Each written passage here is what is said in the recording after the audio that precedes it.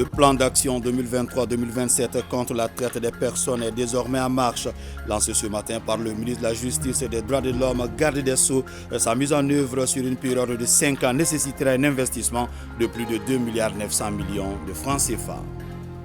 Deuxième forum sur la coopération Chine-Mali. C'est autour du thème Ensemble, construisons une communauté économique et une communauté de santé Chine. Bamako abrite la rencontre. Le but principal est de promouvoir les échanges économiques et commerciaux entre les deux pays. L'actualité, c'est aussi l'ouverture à Ségou du premier salon des industries culturelles et créatives en Afrique de l'Ouest, SICAO. Près de 150 professionnels des arts d'une vingtaine de pays d'Afrique et d'ailleurs participent à la rencontre. Elle est placée sous le signe de la diplomatie culturelle. Notre devoir, c'est de vous informer. Bonsoir à vous, merci et bienvenue dans ce journal. Alors, le Premier ministre, Dr Choguel Kokalamaïga, a reçu en audience les membres de la Fédération malienne de Maracana, vainqueur de la Coupe d'Afrique des Nations tenue au Bénin en septembre dernier. Il a également reçu les membres de l'association Mali Espoir. Les comptes rendus d'Aloussene Touré. C'est à la surprise générale que la toute jeune Fédération nationale de Maracana a enlevé de haute lutte le trophée de la Coupe d'Afrique des Nations de la discipline et il est de bon ton que ce trophée soit présenté au chef du gouvernement. L'objet c'était de présenter la Coupe d'Afrique des Nations de Maracana que nous avons gagnée au Bénin en septembre dernier et lui rendre l'hommage, enfin le féliciter, le remercier pour ce qu'il a fait pour nous, notamment l'implication du ministre des Sports qui nous ont aidés à pouvoir aller au Bénin. Son engagement à nous accompagner, autant lui que le gouvernement, c'est assez réconfortant et nous sortons assez contents de cette audience. Les efforts du gouvernement dans le cadre du relèvement de notre pays et les actions de développement qu'il mène chaque jour sont suivis et soutenus par les associations comme Mali Espoir. C'était pour au moins montrer au peuple malien que le mouvement Mali Espoir existe et que ce mouvement tient à accompagner cette transition. Parce qu'à vrai dire, cette transition, c'est notre transition. C'est la transition à nous tous. Et nous devons l'accompagner.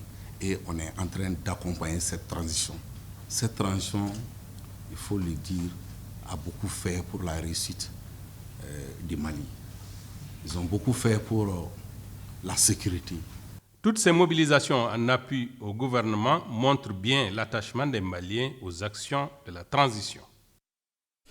Séance plénière au CNT, sur la table deux projets majeurs. Le premier relatif à la loi autorisant la ratification de l'accord de prêt entre le gouvernement et la Banque arabe pour le développement de l'Afrique, BADEA. Le second projet de loi porte sur l'harmonisation et l'amélioration de la statistique en Afrique de l'Ouest. Le point avec Modibo Mariko. La Banque ouest-africaine de développement BOAD est le bras financier des actions de développement dans la zone UEMOA.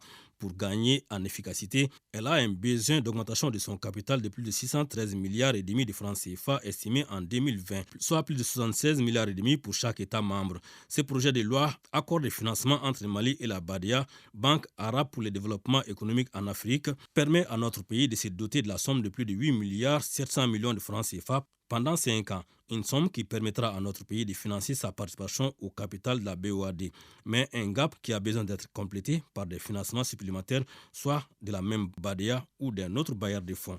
Les membres du CNT, par 131 voix pour, 0 contre et 0 abstention, ont donné leur quitus pour la ratification de cet accord de prêt signé le 3 mai dernier. Autre projet à vocation sur-régionale voté par les membres du CNT, c'est celui autorisant aussi la ratification de la convention signée le mois de juin dernier entre le Mali et l'Association internationale de développement IDA. Les montants de cette convention portent sur la somme de plus de 37 milliards de francs CFA. Le remboursement de ces prêts pour le Mali s'effectuera en 39 ans. Le montant alloué à notre pays entre dans le cadre d'un programme régional d'un coût total de 460 millions de dollars et contribuera au renforcement des systèmes statistiques des 8 pays de l'Afrique de l'Ouest. Le gouvernement pourra avoir des statistiques fiables dans le domaine agricole, dans le domaine économique, ce qui va permettre certainement de revoir à la hausse notre produit intérieur brut Parce qu'avec des statistiques fiables, nous pourrons avoir notre produit intérieur brut qui sera revalorisé comme l'a fait le Nigeria en son temps. Parce que si on a des statistiques fiables, vraiment, les prises de décision sont basées sur du réel et non sur l'à peu près. C'est donc une course contre la montre qui est engagée dans les 8 pays, l'entrée en vigueur des différents accords étant prévue pour le 31 décembre 2024. Une fois fonctionnel, ce projet pourra prendre en charge les recensements généraux, la production des statistiques agricoles ainsi que les calculs des produits intérieurs bruts à travers des comptes nationaux notamment. Le ministre de la Justice, des Droits de l'Homme, garde des Sceaux, a présidé le lancement officiel du plan d'action 2023 contre la traite des personnes. Le plan en question est chiffré à plus de 2,9 milliards de francs CFA pour 5 ans. Il est financé par le gouvernement et ses partenaires. Youssouf Diakité. Un peu plus de 2,992 milliards de francs CFA, c'est le montant prévisionnel pour la réalisation du plan d'action 2023-2027 contre la traite des personnes. Un plan dont le lancement officiel vient d'être effectué par le ministre de la Justice, des Droits de l'Homme, garde des Sceaux. Le plan en question s'articule autour de 4 axes majeurs. Le premier axe concerne la prévention de la traite des personnes, c'est-à-dire le volet sensibilisation. Le deuxième axe concerne la protection des victimes de traite des personnes. Le troisième axe concerne la poursuite et le quatrième axe concerne la coopération. Je salue l'adoption et le lancement du nouveau plan d'action national destiné à renforcer et poursuivre les interventions de l'État en matière de lutte contre la traite des personnes au Mali de 2023 à 2027. Comme vous le savez, l'ONUDC est gardien de la Convention des Nations Unies contre la criminalité transnationale organisée et de son protocole visant à prévenir, réprimer et punir la traite des personnes. Je voudrais également relever la bonne collaboration entre l'IOM et l'ONUDC, ayant permis de mobiliser l'expertise technique et financière nécessaire pour l'élaboration du plan d'action. Outre le gouvernement du Mali, le plan d'action reçoit le cofinancement des partenaires techniques et financiers. Nous restons énormément engagés dans la lutte contre la traite et le trafic des personnes au Mali, en s'alignant avec les États membres dans leur effort sur ces thématiques qui restent prioritaires. Les Pays-Bas sont fiers d'avoir été un partenaire central du gouvernement malien lors de la mise en œuvre du plan d'action national précédent 2018-2022 de lutte contre la traite et pratiques assimilées. Le ministre de la Justice, en lançant le plan d'action 2023-2027 contre la traite des personnes, a insisté sur la réalisation effective des activités contenues dans le plan, puisque, dit-il, la question est actuellement au centre des combats menés par le gouvernement du Mali. La lutte contre la traite des personnes est l'une des plus courageuses batailles pour un minimum de justice sociale. La volonté du gouvernement de la République du Mali de lutter contre ces phénomènes est illustrée non seulement par la signature et la ratification des différentes conventions et des protocoles, mais également par la mise en place d'un cadre normatif qui a atteint des résultats probants et fort appréciables. Il importe de se satisfaire du chemin parcouru par notre pays dans la lutte contre les phénomènes, attesté par une appréciation globalement positive au regard du dernier classement effectué par le département d'État américain dans son rapport de l'année 2023. Au dire des intervenants, l'objectif est atteignable si la même synergie continue pour la réalisation effective des activités.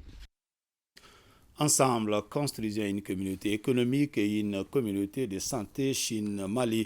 C'est le thème du 10e forum sur la coopération Chine-Mali qui s'est tenu aujourd'hui ici à Bamako. Ce forum consiste notamment à promouvoir les échanges économiques et commerciaux, renforcer la coopération dans le domaine des investissements et de la santé entre nos deux pays. Nouhoum Sissoko. La tenue de ce 2e forum sur la coopération Chine-Mali coïncide avec le 63e anniversaire de l'établissement des relations diplomatiques entre les deux pays. Le thème retenu pour cette édition est « Construisons ensemble une communauté économique et une communauté de santé Chine-Mali ». La coopération sino-malienne qui couvre des domaines variés se développe d'année en année, faisant de la Chine le premier pays fournisseur et le 4e partenaire commercial du Mali. Cette coopération a été incarnée par des projets concrets dans des domaines clés tels que l'infrastructure, l'éducation, la santé, l'agriculture et l'énergie. L'APEX Mali est impatient de renforcer ses relations commerciales pour assurer l'expansion des exploitations maliennes. Le forum d'aujourd'hui constitue une bonne plateforme permettant aux associations d'entreprises chinoises de communiquer avec le gouvernement malien et les chambres de commerce et dans l'Institut du Mali, ainsi que la communication entre les membres de l'association. Ici, au nom de l'Association des entreprises chinoises au Mali. Ce forum est l'occasion pour les deux parties de discuter et de faire des propositions afin de promouvoir davantage la coopération économique et sanitaire entre Pékin et Bamako. Je propose que les deux parties travaillent activement dans les domaines suivants. Promouvoir vigoureusement les échanges économiques et commerciaux entre les deux pays. Renforcer les échanges et la coopération dans le domaine des investissements. Encourager les entreprises chinoises à continuer de participer à la construction économique du Mali. Consolider et approfondir la coopération dans le domaine de la santé. Sous la conduite du président de la transition, chef de l'État, le colonel Assimi Goïta, le gouvernement prône de nouveaux paradigmes pour la gestion économique nationale fondée sur un développement endogène devant aboutir à la souveraineté économique du Mali.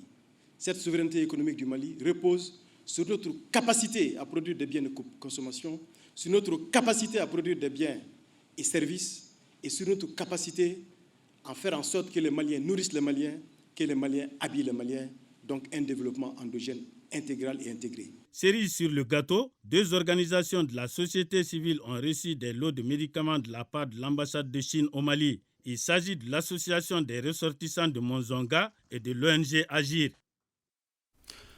La révalorisation de nos langues, la thématique est au centre d'un atelier de réflexion. C'est dans le cadre du projet de loi organique portant sur les conditions et les modalités d'emploi des langues officielles du Mali. La rencontre se tient à la Direction nationale de l'éducation non formelle. Fadimba Keïta. Suite logique des travaux du comité de réflexion mis en place et à pied d'œuvre il y a plus de 3 mois, le présent atelier est un espace d'échange, de réflexion pour que la loi organique détermine réellement les conditions et les modalités d'emploi des 13 langues nationales comme langues officielles du Mali. Pour ce faire, une analyse des différents chapitres et articles qui la composent s'impose. Vous savez, sans souveraineté linguistique, il n'y a pas de souveraineté tout court.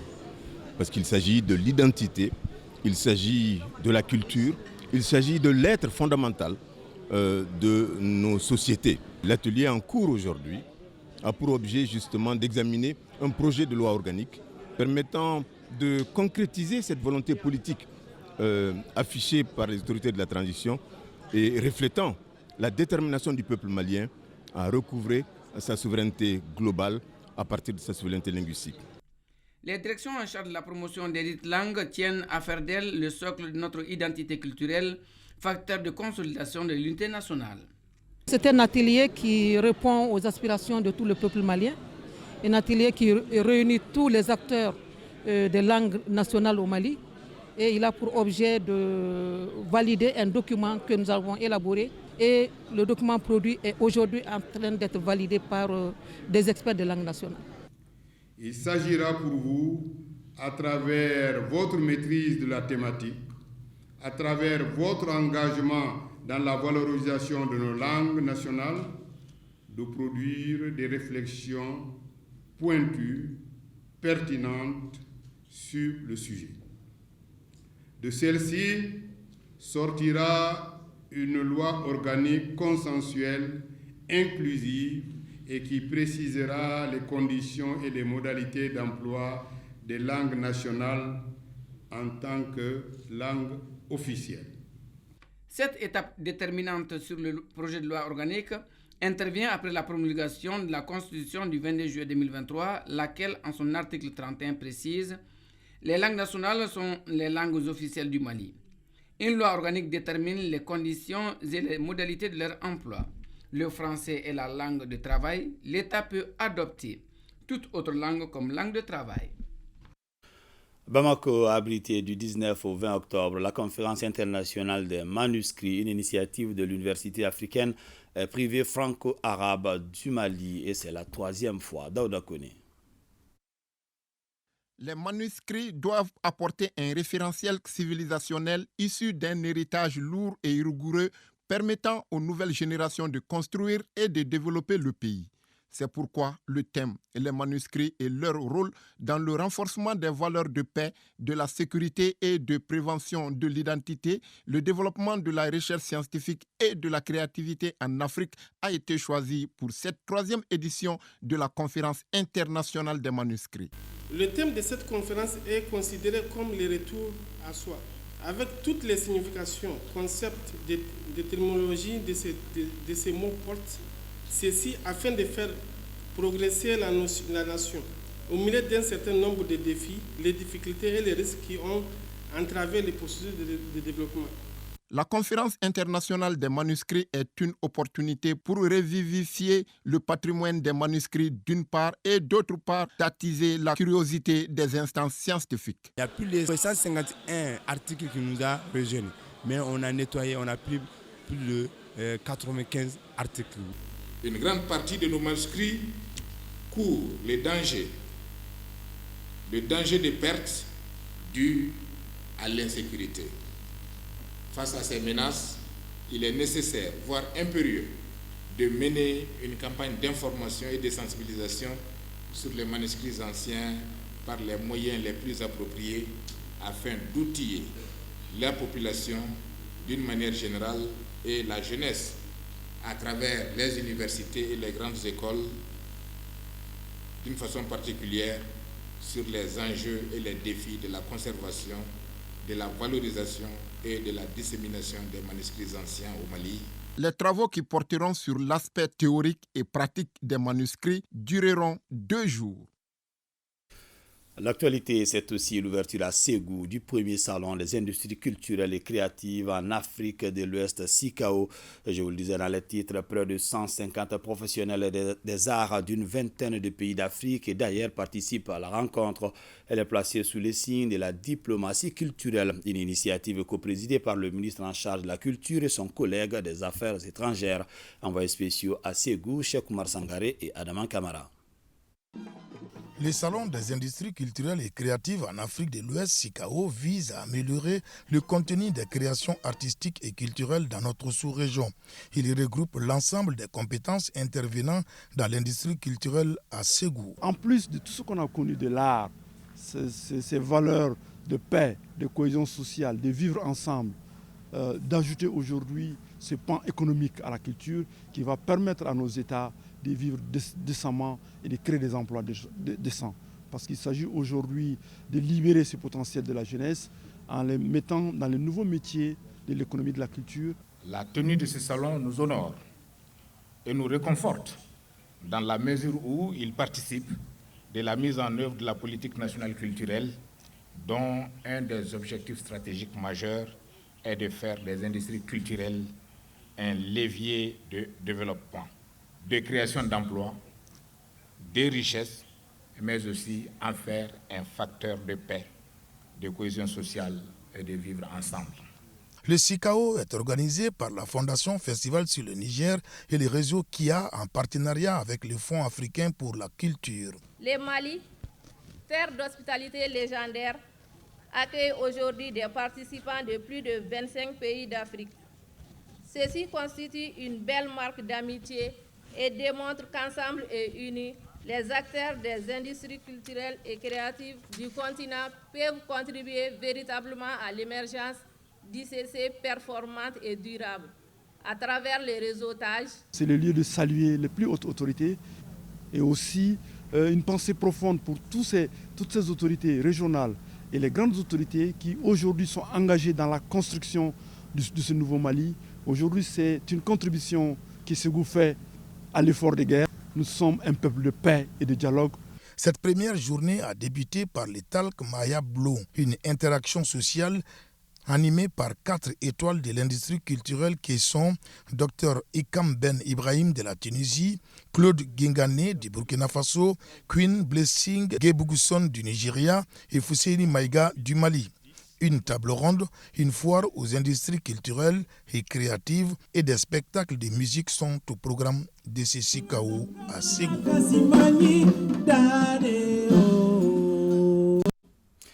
Une mission de mise en œuvre des œuvres sociales du président de la transition a été à Koutiala dans le cadre du mois de la solidarité et de la lutte contre l'exclusion. Elle a remis à 100 personnes vulnérables des vivres. Brima Kone.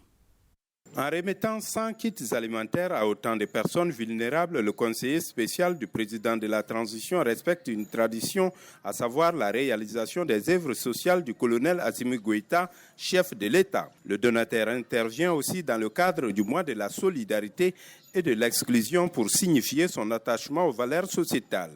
Le geste est agréablement apprécié par les bénéficiaires et le premier adjoint au maire de la commune urbaine de Koutiala. Aujourd'hui, c'est le tour de la localité de Koutiala pour venir remettre des kits alimentaires composés de riz, de mil, d'huile et puis de pâtes alimentaires, remis essentiellement aux démunis de la région de Koutiala, pour montrer la solidarité et dire aux populations que le président pense essentiellement à la population malienne en général et aux démunis en particulier. L'événement, bien que modeste, a une signification et une dimension toute particulière. Il est le couronnement d'une ambition féconde et consacre indiscutablement la volonté du chef de l'État pour unifier le peuple malien dans la paix et la cohésion sociale. Il apparaît clairement dans les discours que des activités sociales ont été organisées pendant ce mois d'octobre avec le soutien du gouvernement et des partenaires pour venir en aide aux plus démunis et promouvoir la coexistence.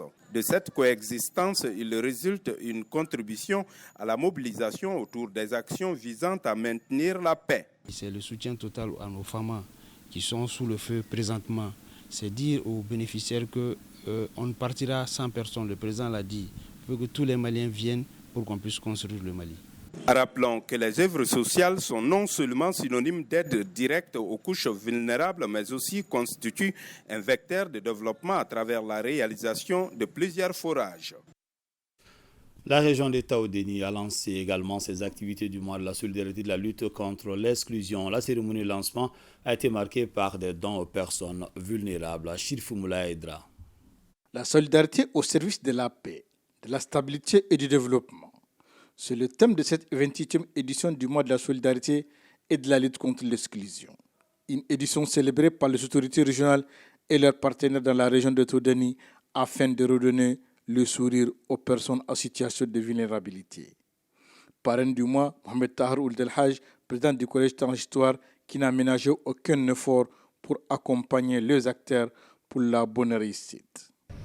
Aussi, il me plaît de montrer ma satisfaction pour cet idéal humanitaire qui met l'accent sur l'entraide, la solidarité, le partage au profit des personnes les plus vulnérables, soit à cause de l'âge, soit à cause de l'handicap ou des aléas de la vie.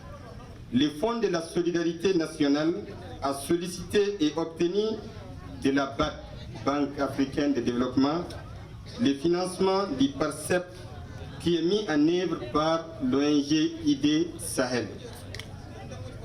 Cette première phase consiste à équiper 148 enfants en kit scolaire dans les communes concernées par les 10 projets.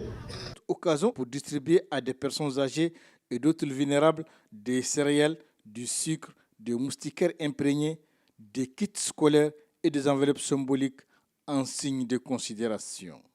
Par le mois de la solidarité, nous visons à faire la promotion de la culture de la solidarité au sein des populations. Nous visons aussi la mobilisation des populations, des partenaires, des fondations, des associations visant au maintien de la solidarité et de la cohésion sociale. Il est de notre devoir, autorités administratives, autorités intérimaires, responsables de la société civile et partenaires, de venir en aide à toutes ces populations qui vivent dans la précarité et qui ont été touchées par les calamités. C'est par la visite à des personnes âgées de la région qui se termine cette journée. A noter que la plus âgée de la région a 104 ans. Elle s'appelle Mariam Ouellet Al-Jumaat. Action civilo-militaire des FAMA à Anefis. Une délégation des FAMA avec le staff médical s'est rendue auprès de la population d'Anefis pour leur témoigner l'accompagnement des forces armées maliennes au nom des autorités militaires. L'action civilo-militaire a concerné 37 familles du village d'Anefis. Une ambiance fraternelle réunit des hommes, des femmes et des enfants au centre du village. Les dons en vivres composés de pâtes alimentaires, de farine et d'huile ont été remis aux habitants par l'intermédiaire du maire. Le médecin-chef du GTIA Askia a remis un lot de médicaments au médecin-chef du CCRF d'Anefis pour la prise en charge des patients du village. Tout en remerciant les plus hautes autorités du pays, le maire les a rassurés du soutien indéfectible des populations. La Banque malienne de développement BDM-SA respecte la tradition, cela en remettant des vivres au service social des armées d'une valeur de 20 millions de francs CFA. La remise a eu lieu ce vendredi matin dans la cour du 10 service Abdul Karim Kaba. 25 tonnes de riz, 10 tonnes de sucre et 400 bidons d'huile pour un montant de 20 millions de francs CFA, c'est le don de la Banque malienne de développement BDM-SA à l'endroit des veuves et aux orphelins des forces armées de défense et de sécurité. Votre banque, la Banque de développement du Mali, institution bancaire historique et citoyenne, n'est pas restée sourde à cet appel de la générosité du cœur. Au contraire, elle est restée très attentive chaque fin d'année à l'avènement de ce moment de partage et d'espérance pour apporter sa part de soutien à ceux qui en ont légitimement besoin. Nous espérons que cette donation contribuera à combler les besoins nombreux et cruciaux des familles bénéficiaires. Ce don sera d'un grand apport. C'est pourquoi il vient à point nommé, surtout en cette période de soudure. Cette donation cadre parfaitement avec les objectifs fixés par les plus hautes autorités militaires de notre pays en faveur de l'assistance et l'amélioration des conditions de vie des veuves, orphelins et blessés de guerre. Par conséquent, nous demeurons convaincus que les efforts conjugués de l'État et des partenaires comme la BDM-SA contribueront de manière significative à améliorer les conditions de vie de nos populations cibles. Ce don de la BDM-SA est une réponse aux autorités pour faire de la solidarité et du vivre ensemble une action quotidienne dans le cadre du mois de la solidarité et de lutte contre l'exclusion. Motiver les jeunes filles à entreprendre, c'est l'objectif visé par Plan International à travers son programme Take Over. Yahi Bokoum, étudiante en sciences politiques, occupe le poste de Madame le ministre de la Promotion de la Femme, de l'Enfant et de la Famille pour une journée. Cette activité s'inscrit dans le cadre de la Journée internationale de la jeune fille. Benoro Fofana. Madame la ministre, je vous remets votre dossier de passation tout en vous souhaitant très bonne chance, une très bonne diligence et pleine réussite. Cet échange de documents confirme la passation de service entre le ministre sortant de la Promotion de la Femme, de l'Enfant et de la Famille et son successeur. Âgée de 20 ans, Aïe Bokoum, étudiante en sciences politiques et des relations internationales, prend les rênes du département. À peine entrée en fonction, elle a rencontré quelques cadres du ministère. Être ministre, j'ai compris que ce n'était pas une tâche facile, contrairement à nos jugements. Quand on regarde les activités et tout, ce que j'ai vu aujourd'hui, je vais encore plus me donner à la tâche pour être un jour Madame le ministre ou même peut-être président de la République, pourquoi pas. Partenaire de l'État du Mali dans le domaine de l'éducation des filles, cette initiative de plan international vise à encourager et à susciter chez la jeune fille le sens de la responsabilité. Aujourd'hui, il est démontré qu'à travers une bonne base, à travers une bonne éducation, les filles sont capables de s'assumer, que ce soit dans les fonctions administratives, que ce soit en matière d'entreprise ou dans toute autre chose. Et c'est ce qui est recherché par nos autorités et par les partenaires techniques et financiers. Donc l'appel vibrant que j'ai envers les filles, c'est de se former, c'est de s'informer, c'est d'accepter les opportunités qu'on leur donne en termes d'éducation afin qu'elles deviennent des vraies femmes, des vrais leaders de demain. Pour cette journée, Aïe Bokoum aura la lourde tâche d'exécuter les tâches quotidiennes du ministre de la Promotion, de la Femme, de l'Enfant et de la Famille. Le ministère en charge de l'urbanisme a organisé ce matin une journée porte ouverte sur le mois d'octobre urbain. L'édition 2023 est axée sur le thème des économies urbaines. Moussa Papaïdra. Un Malien sur 2 habitera à Bamako d'ici 2024. Un taux d'accroissement de la population de 5,4%, l'un des taux les plus élevés en Afrique. Une équation difficile à équilibrer et qui mobilise l'ensemble des acteurs de la chaîne. Les échanges portent sur le développement urbain et l'amélioration du cadre de vie de la population. Cette activité s'inscrit dans le cadre de la Journée mondiale de l'habitat et des villes. Et compte tenu de la complexité du phénomène, le gouvernement y a consacré tout un mois appelé Octobre urbain. L'urgence est donc de maîtriser la croissance des villes qui constitue un handicap majeur dans son développement durable. D'où le thème des économies urbaines résilientes, les villes motrices de la croissance et du relèvement. Le Mali, à travers le département de l'urbanisme, de l'habitat, des domaines, de l'aménagement des territoires et de la population, a fortement mis l'accent ces dernières années sur les déterminants liés à l'environnement physique, à savoir la qualité de l'habitat, l'hygiène du milieu physique et atmosphérique, l'accès du plus grand nombre de Maliens à des logements décents, l'aménagement des rues et des espaces verts, la préservation de l'écosystème. À l'heure de la mondialisation et dans un contexte économique souvent incertain, Bamako a aussi besoin des cadres bien formés et adaptés aux besoins de développement durable des villes. L'École nationale d'ingénieurs doit jouer sa carte à ce niveau, surtout pour réduire le nombre d'effondrements des immeubles. Est-ce qu'on peut faire une ville sans maison? Il faut de l'habitat. Est-ce qu'une ville peut se faire aussi sans cadastre, sans schéma directeur? Nous formons les ingénieurs qui construisent les maisons. Donc ce n'est pas seulement eux la formation. Nous contribuons à former des citoyens qui vont construire pour que les maisons ne tombent pas. Nous appelons les topographes. Sans topographe, il n'y a pas de lotissement, il n'y a pas de morcellement. Donc tout ça contribue aussi à l'aménagement de la ville. Et donc il faut réfléchir à une mode de construction urbaine. Des panels seront organisés au cours de cette journée porte ouverte à l'occasion du mois octobre urbain sur la problématique du financement des outils de planification urbaine, les modes d'attribution des terrains, le rôle de la taxe de développement régional et local TDRL, entre autres. Le ministre des Affaires religieuses, du culte et des coutumes, Dr Mamadou Koné, participe depuis hier participe à la République arabe d'Égypte à la 8e conférence mondiale sur la fatwa et les défis du 3e millénaire. Cette grande rencontre parrainée par le président de la République arabe d'Égypte se veut une plateforme de solutions de la part des dignitaires et leaders religieux musulmans face aux défis du moment.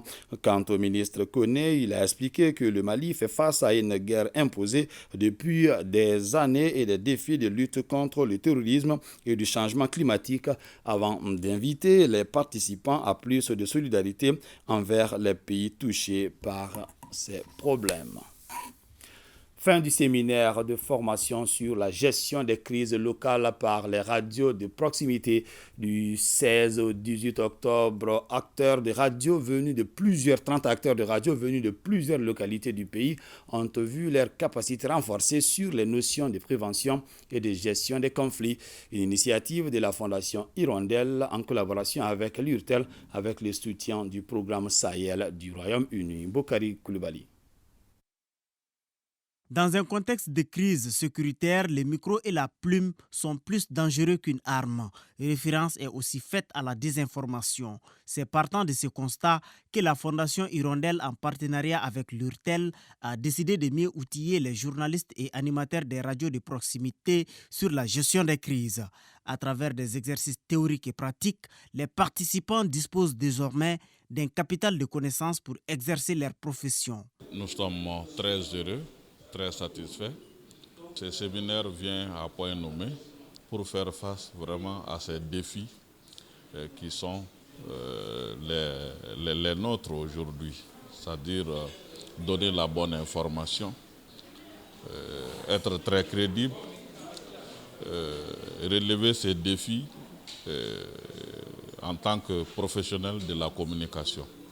Initié à l'intention de 30 acteurs de radio, ce cadre du donner et du recevoir a mis l'accent sur les thématiques telles que les mécanismes traditionnels de gestion des conflits, la charte des radios et des télévisions, sans oublier quelques notions de protection des hommes des médias en zone de conflit. Les radios de proximité qui vivent aujourd'hui dans des zones à crise. Alors, quel peut être notre rôle non seulement dans la prévention de ces crises, mais aussi et surtout dans la gestion de ces crises. Donc voilà, nous nous sommes dit il faut renforcer les compétences de nos mandants pour vraiment amener la paix et la tranquillité dans les différentes zones dans lesquelles elles évoluent. Ce séminaire de formation, selon la représentante de la Fondation Hirondelle, vise également à accompagner le gouvernement dans la gestion des crises. Voilà pourquoi elle a invité les désormais ambassadeurs de la paix à être des relais dans leurs localités respectives. Le directeur général de l'administration du territoire était en mission dans la région de Koulikoro. Le but était d'échanger avec les responsables administratifs de la région sur l'utilité de la révision annuelle des listes électorales et bien d'autres sujets intéressant la vie de la nation. Djemba Moussa Konaté. La révision annuelle des listes électorales était au menu des échanges entre le directeur général de l'administration du territoire, les préfets, les sous-préfets et les conseillers aux affaires administratives et juridiques des gouvernorats de Nara, Dioula et Koulikoro. Démarré le 1er octobre sur toute l'étendue du territoire national et dont la fin de la phase active est prévue le 31 octobre 2023, cet exercice annuel devra contribuer à doter le Mali de données fiables, toutes choses qui lui permettront d'organiser des élections crédibles. La finalité recherchée, c'est de disposer d'un fichier électoral assaini qui sera aussi à l'image aujourd'hui de nos électeurs, de la carte électorale de notre pays. Les discussions ont aussi porté sur plusieurs autres sujets intéressant la vie de la nation malienne. C'est ainsi que le directeur général de l'administration du territoire a invité les représentants de l'État à s'approprier les différents textes portant sur la réorganisation territoriale du Mali. Nous avons passé en revue les dispositions de la loi électorale qui confèrent aux différents acteurs des prérogatives pour la gestion de la révision annuelle des listes électorales. Nous avons passé en revue le déroulement des différentes opérations de révision des listes électorales et nous avons enfin discuté des questions pratiques concernant cette activité. À la fin de la rencontre, un exemplaire du guide pratique pour la révision annuelle des listes électorales a été remis à tous les participants. Nous restons à l'intérieur du pays. Dans le cadre des activités du mois de la solidarité, la Fondation à l'école du monde rural, à l'écoute bien sûr du monde rural, a fait parler son cœur en faveur des parents d'élèves nécessités du cercle de Koumantou avec la remise d'un important lot de kits d'une valeur de plus de 10 millions de francs CFA. Boubacar Kanouté. La joie se lisait sur les visages des bénéficiaires lors de la cérémonie symbolique de remise de cet important lot de kits scolaires. Il est composé de 35 000 sacs à dos, 3 000 cahiers, 3 000 ardoises, plusieurs centaines de boîtes de craie, plus de 1000 livres syllabaires et autres effets indispensables aux élèves de la fondamentale. Ce dont vient à point nommé pour ces élèves dont les parents peinent à assurer leur subsistance. Je suis très content de ces dons parce que vraiment nous avons des enfants et des paysans. Leurs parents n'ont pas de moyens. Vraiment, quand quelqu'un leur donne vraiment des dotations, c'est une grande joie pour moi. Ça leur permet vraiment d'étudier. Moi, je ne peux que me réjouir et je suis très contente, très ravie vraiment de cet acte venant, bien sûr, des ressortissants de la ville de Koumantou. Des ressortissants souciants vraiment du bien-être et de l'avenir, bien sûr, de leurs communes respectives. Donc moi, je ne peux que réjouir et je suis très contente. Vraiment, vu des enfants qui sont dans des conditions vraiment très difficiles, qui bénéficient bien sûr de ces kits. Donc l'acte est à saluer et je remercie le donateur, tout son staff, la JRCK. Le soutien de la Fondation à l'écoute du monde rural, à l'éducation, à l'accès à l'eau potable et à la santé est constant dans le cercle de Koumantou. Ces activités humanitaires sont soutenues également par des personnes de bonne volonté. Atelier de restitution de la formation sur les méfaits des produits dopants sur la santé des sportifs. Une initiative du ministère des Sports à travers le Centre de médecine du sport. Suleiman Sidibé. Le département des sports prend à bras le corps la santé des sportifs du Mali. L'organisation de cet atelier en est une parfaite illustration. Il s'agit là d'une journée de restitution sur les méfaits des produits dopants sur la santé des sportifs maliens. Cette restitution est organisée à l'endroit des agents de santé et des entraîneurs de football maliens. Le mois dernier, le département des sports a envoyé 3 agents du centre de médecine des sports pour une formation sur l'harmonisation du dopage, de la lutte contre le dopage et les méfaits sur la santé des sportifs. Cet atelier est une suite logique de cette formation dont ils ont bénéficié nos agents. C'est une restitution de cette formation. La rencontre parle essentiellement du dopage en sport. Elle s'inscrit dans le cadre de la concrétisation de l'un des 3 axes du département des sports. Parce que vous savez, la lutte anti-dopage aujourd'hui, c'est un phénomène de santé publique. Et il est important, lorsqu'on donne la priorité au sport, de donner la priorité également à l'état de santé des sportifs, des différents athlètes que nous avons. Et c'est dans ce cadre-là que le Centre de médecine et des sports est venu pour organiser cet atelier de restitution. Et nous sommes parfaitement en phase avec cela. Je pense que c'est un département qui a très bien compris un peu les axes prioritaires du département et ils sont en train de travailler dans ce sens-là. L'atelier est soutenu par le laboratoire Almiral et permettra aux participants d'acquérir plus de connaissances sur le dopage et de prendre conscience des méfaits liés à la prise des produits dopants.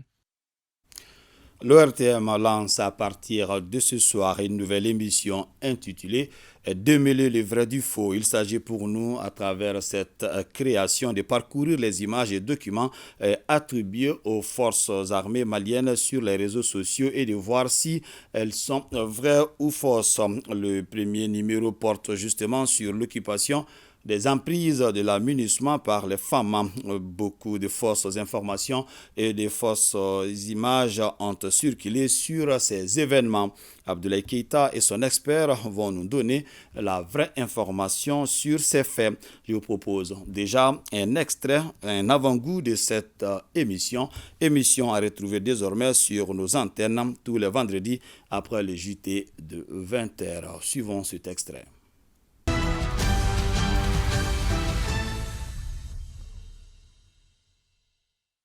Mesdames et messieurs, bienvenue dans votre nouvelle émission de Fact-Checking. Démêler le vrai du faux. Il est convenu que les différentes mutations dans le monde actuel constituent un terrain propice à la propagation de la désinformation, de fausses informations, les réseaux sociaux devenant ainsi l'outil privilégié de propagande difficile à contrôler. Notre premier numéro va s'intéresser à l'actualité qui préoccupe les Maliens en ce moment, l'occupation des emprises de la MINUSMA par l'armée malienne. Depuis quelques semaines, nous sommes envahis d'informations en provenance des médias et réseaux sociaux. Parcourons certaines de ces informations dans le cadre de notre investigation. Voici la première image d'un drone qui aurait appartenu à l'armée malienne et abattu au front. Après nos investigations, on a été donc sur le net regarder un tout petit peu cette même image qu'on a retrouvée quelque part sur le net. Et cette image fut diffusée depuis l'année 2020. À ce moment, l'armée malienne n'avait pas donc de drone. Nous pouvons alors dire que cette image de drone de l'armée malienne est du fake. Est-ce la loi malienne traite la désinformation, l'intox? Oui, effectivement, la loi malienne traite la désinformation et l'infox. Et il y a le code pénal qui, dans plusieurs dispositions, effectivement, réprime ces actes-là. Mais au-delà du code pénal, effectivement, il y a d'autres textes spécifiques, effectivement, qui répriment ces agissements. Donc, à suivre l'intégralité de cette émission juste après ce journal. À suivre aussi un magazine spécial sur la campagne agricole dans la zone office du Niger. Les préparatifs, les perspectives de production sont très bonnes. La campagne s'est très bien déroulée grâce aux efforts des autorités, la sécurisation des champs par les femmes, l'engagement des producteurs de riz et la bonne politique mise en place par la direction direction de l'Office du Niger. Magazine spécial à suivre après l'émission Démêler le vrai du faux tout à l'heure. C'est donc la fin de ce journal. Merci de l'avoir suivi. Que le bon Dieu nous assiste.